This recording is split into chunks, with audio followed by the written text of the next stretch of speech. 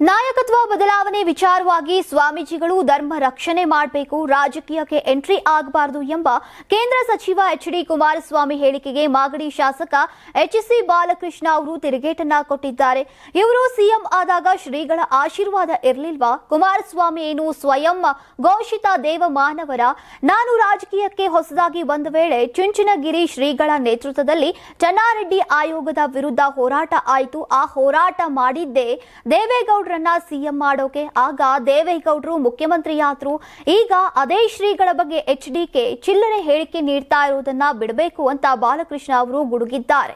ಇನ್ನು ಸದ್ಯ ಯಾವುದೇ ಕ್ರಾಂತಿ ಇಲ್ಲ, ನಾವೆಲ್ಲ 2028ರ ಹೋರಾಟಕ್ಕೆ ಸಿದ್ಧರಾಗ್ತಾ ಇದ್ದೇವೆ. ಸಿಎಂ ಡಿಸಿಎಂ ನಡುವೆ ಏನು ಒಪ್ಪಂದ ಅನ್ನೋದ್ರ ಬಗ್ಗೆ ನಾವ್ಯಾಕೆ ಬಹಿರಂಗವಾಗಿ ಹೇಳಬೇಕು? ಸಮಯ ಬಂದಾಗ ಎಲ್ಲಾ ಕುತೂಹಲಗಳನ್ನ ತಿಳಿಸ್ತೇವೆ ಅಂತ ಎಚ್.ಸಿ. ಬಾಲಕೃಷ್ಣ ಅವರು ಸ್ಪಷ್ಟನೆ ಕೊಟ್ಟಿದ್ದಾರೆ.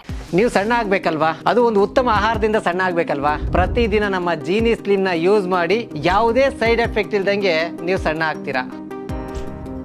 ನಿಮಗೆ ಮಾಧ್ಯಮದಲ್ಲಿ ಕೆಲಸ ಮಾಡುವ ಆಸಕ್ತಿ ಇದೆಯಾ? ಹಾಗಾದ್ರೆ ಕರ್ನಾಟಕ ಟಿವಿ ಡಿಜಿಟಲ್ ಮೀಡಿಯಾದಲ್ಲಿದೆ ನಿಮಗೆ ಒಳ್ಳೆಯ ಅವಕಾಶ.